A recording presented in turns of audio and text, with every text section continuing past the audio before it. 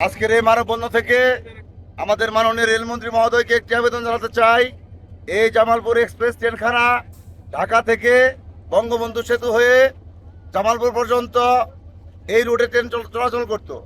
মাঝখানে যমুনা সেতু কার্যক্রম থাকায় এই ট্রেনটি তারাকান্দি হয়ে ময়মনসিংহ হয়ে ঢাকা যাতায়াত করত।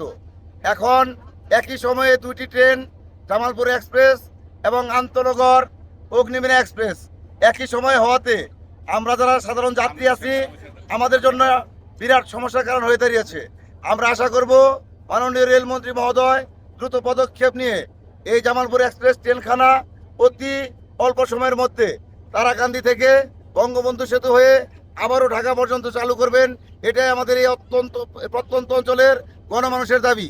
আশা করি মাননীয় রেলমন্ত্রী মহোদয় এই দাবিকে মেনে নিয়ে অতি দ্রুত এই ট্রেনখানাকে আবারও বঙ্গবন্ধু সেতু হয়ে কমলাপুর পর্যন্ত যাতায়াতের সুব্যবস্থা করবেন।